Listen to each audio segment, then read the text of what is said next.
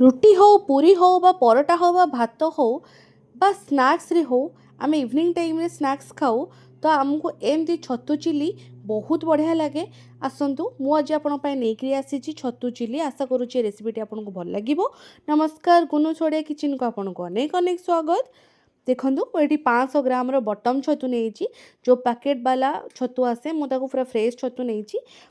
First ଗୋଟେ ଦିନର ବା ବହୁତ ଦିନ ହେଲେ ଛତୁଟା କଳା ପଡ଼ିଯାଏ, ତ ମୁଁ ଆକୁ ମଝିରୁ ଏମିତି କଟ୍ କରିନେବି। ବାସ୍ ଗୋଟେ କଟ୍ ଲଗାଇବି, ବହୁତ ସାରା କାଟିବିନି। ଦେଖନ୍ତୁ ଏମିତି ସବୁ ଛତୁକୁ ମୁଁ ଏମିତି ଇକ୍ୱାଲି କାଟି ନେବି। ମୁଁ ଏଠି ଗୋଟେ ବଡ଼ ଜାଗା ନେଇଯାଇଛି।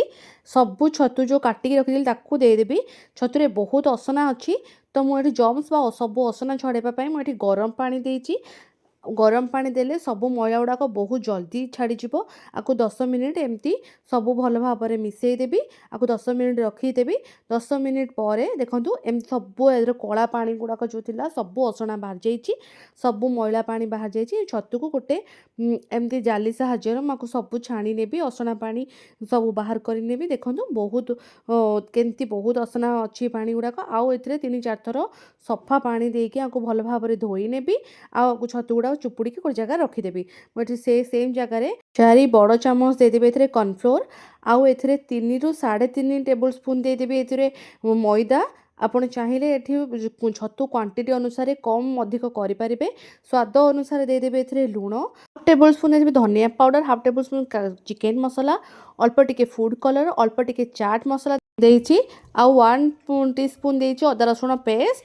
ଅଳ୍ପ ଟିକେ ଟିକେ ପାଣି ଦେଇକି ଗୋଟେ ପତଳା ବାଲା ଗୋଟେ ସ୍ଲରି ବନେଇ ନେବ। ଏଥିରେ ଯେତିକି ଯେତିକି ପାଣି ଦରକାର ସେତିକି ଦେବେ, ବହୁତ ଅଧିକ ଦେବେନି। ବହୁତ ଅଧିକ ଦେଇଦେଲେ ପାଣିଆ ହେଇଯିବ, ଆଉ ଆମର ଛତୁ ସହିତ ବହୁତ ପାଣି ହେଇଯିବ। ତ ଛତୁ ଯେତେବେଳେ ଫ୍ରାଏ କରିବା ଭଲ ହେବନି। ଦେଖନ୍ତୁ ମୁଁ ଏଠି ଗୋଟେ ସ୍ମୁଥ୍ ବ୍ୟାଟର୍ ବନେଇ ନେଇଛି। ଆଉ ଏଥିରେ ମୁଁ ଯେଉଁ ଛତୁକୁ ଚୁପୁଡ଼ିକି ରଖିଥିଲି ଆକୁ ସବୁ ଏଠି ଦେଇଦେବି। ଦେଇକି ଆକୁ ଭଲ ଭାବରେ ହାତରେ ଗୋଟେ ସବୁ ଛତୁ ଆଉ ବ୍ୟାଟର୍କୁ ବହୁତ ଭଲ ଭାବରେ ଏଠି ଗୋଟେ ମିଶାଇ ନେବି। ଦେଖନ୍ତୁ ମୁଁ ଏଠି ସବୁ ମିଶାଇ ସାରିଲାଣି। ତ ମୁଁ ଏଠି 1 ଟେବୁଲ୍ ସ୍ପୁନ୍ ଏଥିରେ କର୍ଣ୍ଣଫ୍ଲୋର ଦେଇଦେବି। ଯେତେବେଳେ ମୁଁ ଆକୁ ଛାଣିବା ପାଇଁ ରଖିବି ସେତେବେଳେ ମୁଁ ଆକୁ ମିକ୍ସ କରିବି। ଏଠି ମୁଁ ଗୋଟେ ବାଉଲ୍ ନେଇଗଲି, ସେଥିରେ 3 ଟେବୁଲ୍ ସ୍ପୁନ୍ ଦେଇଦେବି ଟମାଟୋ କେଚପ୍। ଆଉ 2 ଟେବୁଲ୍ ସ୍ପୁନ୍ ଦେଇଦେବି ଚିଲି ସସ୍। ଆପଣ ରେଡ୍ ଚିଲି ବି ଏଥିରେ ୟୁଜ୍ କରିପାରିବେ। ମୁଁ ଏଥିରେ ଗ୍ରୀନ୍ ଚିଲି ସସ୍ ଆଡ଼୍ କରିଛି। ଏଥିରେ 1 ଟେବୁଲ୍ ସ୍ପୁନ୍ ଦେଇଦେବି ସୋୟା ସସ୍, 2 ଟେବୁଲ୍ ସ୍ପୁନ୍ ଦେଇଦେବି ଭିନେଗାର। ଆପଣ ଯେକୌଣସି ବ୍ରାଣ୍ଡର ବି ଭିନେଗାର ଏଠି ୟୁଜ୍ କରିପାରିବେ। ଆକୁ ଭଲ ଭାବରେ ମିଶାଇକି ଗୋଟେ ସ୍ଲରି ବନେଇକି ଆକୁ ରଖିଦେବା। ମୁଁ ଏଠି ଗୋଟେ କରେଇ ଗରମ କରିକି ଏଥିରେ ତେଲ ଦେଇଦେବି। ଯେତିକି ଆମକୁ ଫ୍ରାଏ କରିବା ପାଇଁ ତେଲ ଆବଶ୍ୟକ ଆମେ ସେତିକି ଦେବା। ଦେଖନ୍ତୁ ପୁରା ତେଲ ଭଲ ଭାବରେ ଗରମ ହେଇସାରିଲା ପରେ ମୁଁ ଏଠି ଯେତିକି ଛତୁ ସବୁ ମ୍ୟାରିନେଟ୍ କରିକି ରଖିଥିଲି କର୍ଣ୍ଣଫ୍ଲୋର ଦେଇକି ଆକୁ ସବୁ ଗୋଟି ଗୋଟିକି ଭଲ ଭାବରେ ପକାଇକି ନେଇଯିବି। ଆକୁ ଯେତେବେଳେ ଟିକେ ହେଇସାରିଲା ପରେ ମୁଁ ଏଠି ଛାଣି ନେବି। ଦର୍ଶକ ବନ୍ଧୁ, ଆପଣଙ୍କୁ ଯଦି ମୋ ରେସିପି ଗୁଡ଼ାକ ଭଲ ଲାଗୁଛି ଲାଇକ୍ କରନ୍ତୁ, ସେୟାର କରନ୍ତୁ। ଚ୍ୟାନେଲରେ ନୂଆ ଥିଲେ ଚ୍ୟାନେଲକୁ ସବସ୍କ୍ରାଇବ୍ କରିଦେବେ। ଫେସବୁକ୍ ପେଜ୍ରେ ଦେଖୁଥିଲେ ଫଲୋ କରିବାକୁ ଜମା ବି ଭୁଲିବେନି। ଦେଖନ୍ତୁ ମୁଁ ଆକୁ ସବୁ ଏମିତି ଛାଣି ନେବି। ଆକୁ ଆଉ ଯେତିକ ସବୁ ରହିଲା ଆକୁ ବି ସବୁ ଦେଇକିରି ମୁଁ ସବୁ ଛତୁକୁ ସେମ୍ ଫ୍ରାଏ କରିନେବି। ଦେଖନ୍ତୁ ପୁରା ଛତୁ ଭଲ ଭାବରେ ହେଇଗଲା। ସେମ୍ କରେଇ ନେଇଯାଇଛି। ସେମ୍ ତେଲରୁ 4 ଟେବୁଲ୍ ସ୍ପୁନ୍ ଦେଇଦେଲି ମୁଁ ଏଥିରେ ତେଲ। ମୁଁ ଏଠି ଗୋଟେ ବୁଦା ରସୁଣକୁ ଏମିତି କାଟିକି ରଖିଛି, ଛୋଟ ଛୋଟ କାଟିକି ନେଇଛି। ଆଉ 3-4 କଞ୍ଚା ଲଙ୍କାକୁ ଏମିତି ନେଇଛି। ଆକୁ ମୁଁ ଟିକେ ଫ୍ରାଏ କରିନେବି। ଫ୍ରାଏ ହେଲା ଭିତରେ ମୁଁ ଦେଖାଇ ଦେଉଛି ଆଉ କ'ଣ ଭେଜିଟେବୁଲ୍ ନେଇଛି। ତ ମୁଁ ଏଠି ଗୋଟେ କ୍ୟାପ୍ସିକମ୍କୁ ଏମିତି ଛୋଟ ଛୋଟ କାଟିକି ନେଇଛି। ଆଉ 4ଟି ପିଆଜକୁ ଏମିତି ସବୁ କାଟିକି 4 ଫାଳ କରିକି କୋଲା ବାହାର କରି ନେଇଛି। ଆଉ 2ଟା ମିଡ଼ିୟମ୍ ସାଇଜ୍ର ଟମାଟୋକୁ ଏମିତି ଛୋଟ ଛୋଟ କାଟିକି ରଖିଛି।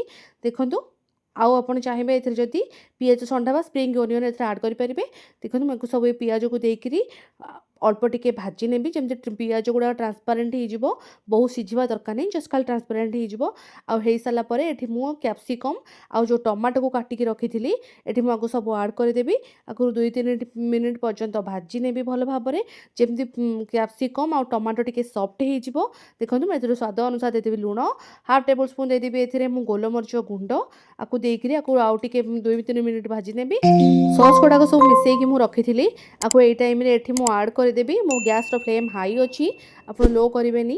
ଆଉ ଟିକେ ପାଣି ଦେଇକିରି ମୁଁ ଆକୁ ଭଲ ଭାବରେ ଦେଇଦେଲି। ଆକୁ 2-3 ମିନିଟ୍ ପର୍ଯ୍ୟନ୍ତ ଫୁଟିବାକୁ ଛାଡ଼ିଦେବି। ଏ ଫୁଟି ସାରିଲା ପରେ ଏଥିରେ ଦେଖନ୍ତୁ ଯେଉଁ ଛତୁକୁ ଫ୍ରାଏ କରିକି ରଖିଥିଲି ମୁଁ ଏଠିକି ସବୁ ଦେଇଦେବି। ଛତୁକୁ ଭଲ ଭାବରେ ମିଶାଇ ନେବି। ଆକୁ ଭଲ ଭାବରେ ମିଶାଇ ସାରିଲା ପରେ ଦେଖନ୍ତୁ ମୁଁ ଏଠି ଗୋଟେ ମ୍ୟାଗି ମସଲା ପାଉଚ୍ ଗୋଟେ ନେଇଛି, 5 ଟଙ୍କିଆ ଯେଉଁ ମିଳେ। ମୁଁ ଆକୁ ସବୁ ଦେଇଦେବି ଏଥିରେ ଆଡ଼୍ କରିଦେବି। ଏଇଟା ଅପସନାଲ୍ ଅଛି, ଆପଣ ଯଦି ଚାହିଁବେ ଆଡ଼୍ କରିପାରିବେ, ନହେଲେ ବି ଚଳିବ। ଆକୁ ଦେଲେ ଟେଷ୍ଟଟା ଆଉ ଟିକେ ଭଲ ଆସେ। ଦେଖନ୍ତୁ ଏ ଯେଉଁ କର୍ଣ୍ଣଫ୍ଲୋରର ସ୍ଲରି ଗୁଡ଼ାକ ମୁଁ ରଖିଥିଲି ଆକୁ ଟିକେ ଆଡ଼୍ କରିଦେଲି।